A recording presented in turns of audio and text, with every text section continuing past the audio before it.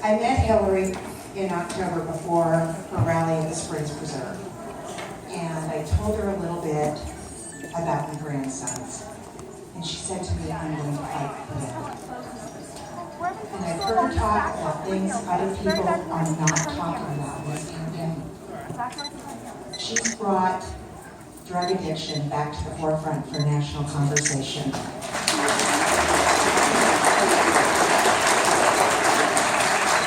She's talking about Alzheimer's. She's talking about caregivers and their struggles. And yesterday she rolled out a comprehensive policy to address autism.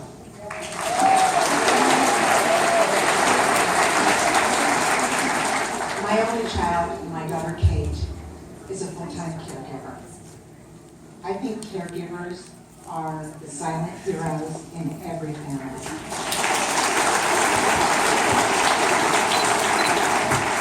Whether you are taking care of autistic children, or an aging parent, or a family member with chronic illness, you never get a break, you get very little relief, and your families depend on you.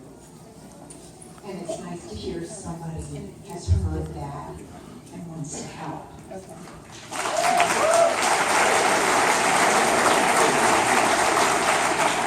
I have two grandsons, Bennett, age 7, and Griffin, age 3. Both boys are on the autism spectrum. My daughter is their tireless advocate every day, researching resources to put around them, helping them navigate the world, and helping the world understand them. We're lucky. Both boys have great verbal skills. They're very loving and hugging. They have very big brains. They're brilliant little boys. But they're going to need help to get through school, and once they go out in the world, Grandma's not always going to be here. So I need to know that I've got somebody that is going to fight for them. Yesterday, my daughter and I reviewed Hillary's plan to address autism very carefully. It's comprehensive, it's detailed, and it's what families who are living with those on the spectrum need right now. And we need to know that there's hope for these kids, that my grandsons are going to be able to grow and reach their potential. And I truly believe with Hillary Clinton in the White House that Bennett's going to go get to be the paleontologist discovering a new dinosaur, and that Griffin's going to go be a fireman and help people. It's just about every 3-year-old boy wants to do, but that's his thing right now. I really think that's going to happen, but it's only going to happen with Hillary Clinton.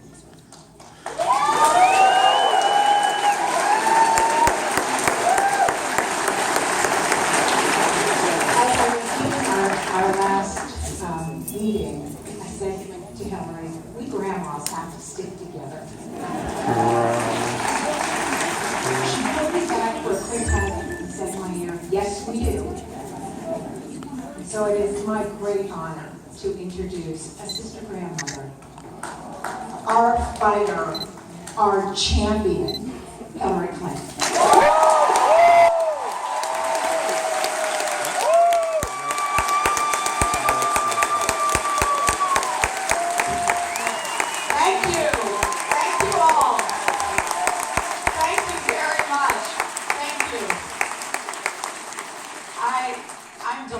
To be here and to have this chance to talk with all of you about the stakes in this election.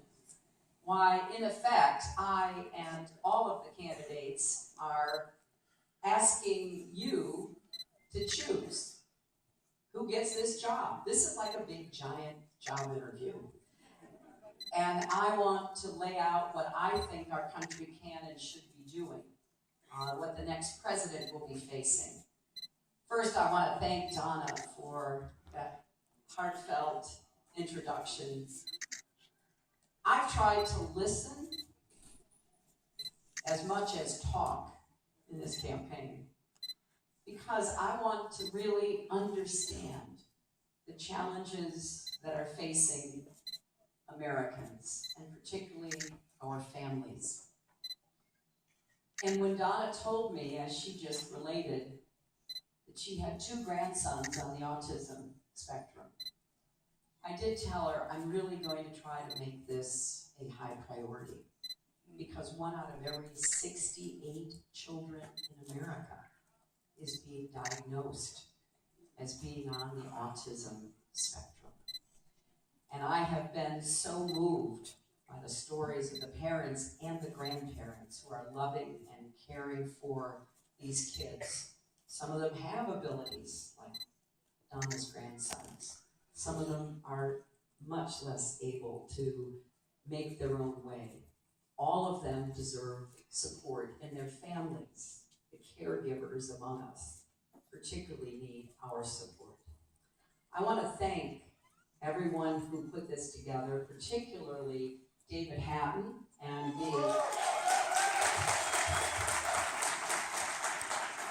the Sun City Anthem Democratic Club.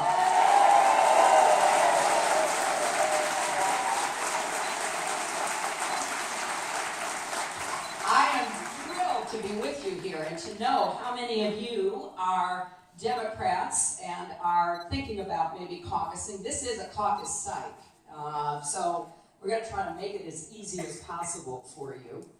I also want to thank Sam Lieberman, who is here, Ellen Spiegel, Assemblywoman Ellen Spiegel, thank you, and dear, dear friends of mine, Jim and Mikey Bilbray, who you heard from earlier, and they have served this state with such passion and distinction over so many years.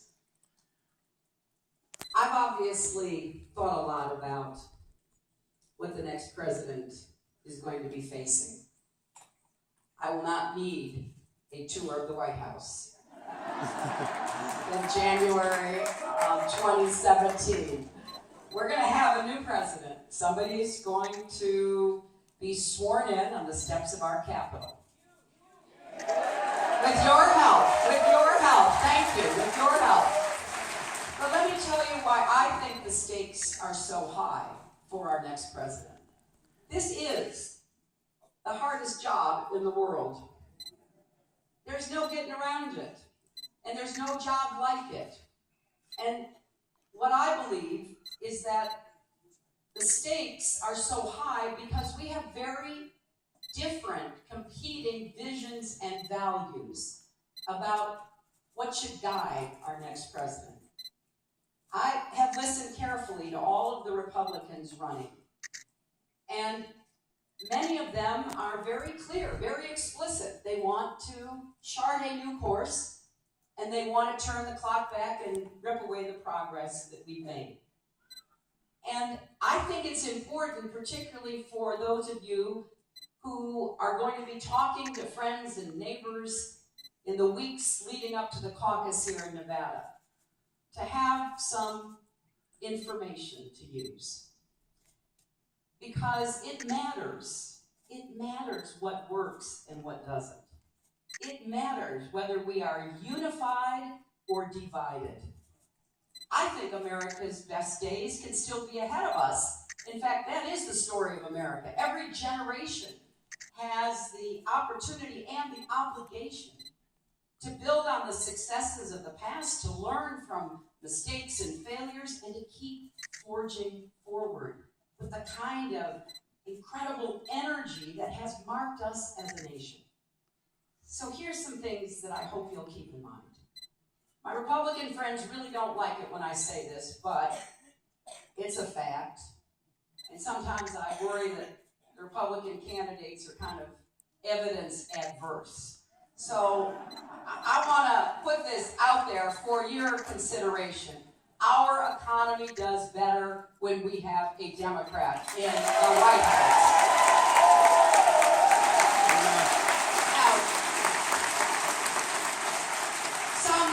Some academics have gone back many, many decades to chart this and to prove it. Let's just go back 35 years. We've had 5 presidents, 3 Republicans and 2 Democrats. I know both of the Democrats, and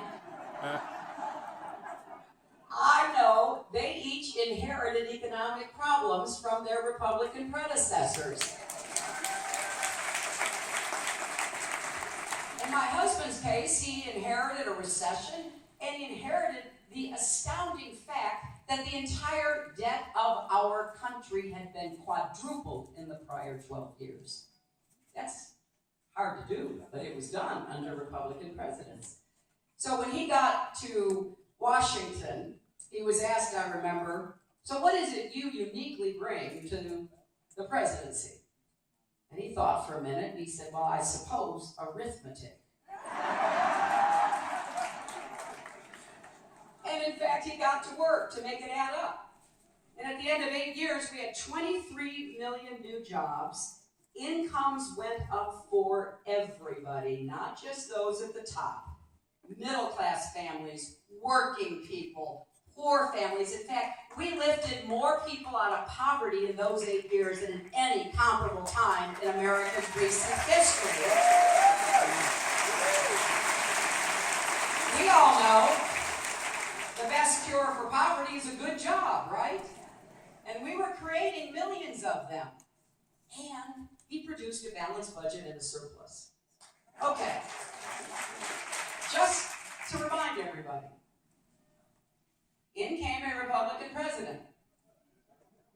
I joined the Senate that year, thanks to the good people of New York, and I think there are some former New Yorkers who actually supported me in that campaign.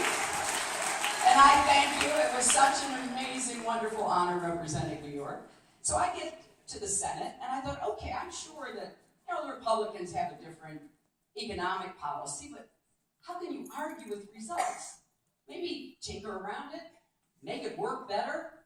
But no, they just came in and went after root and branch.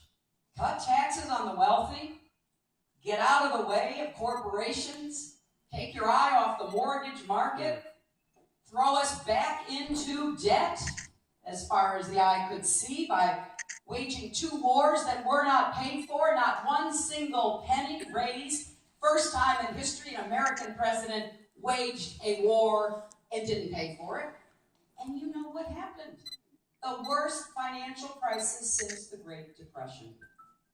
Now, I remember when President Obama was elected, he called and asked me to come about a week after the election to Chicago to talk to me. I didn't know why. It turned out he wanted me to be Secretary of State. Before we got started with that, which was a tremendous honor, he looked at me and said, it is so much worse than they told us. And it was. We were losing 800,000 jobs a month. 9 million Americans lost their jobs. 5 million homes were lost. And $13 trillion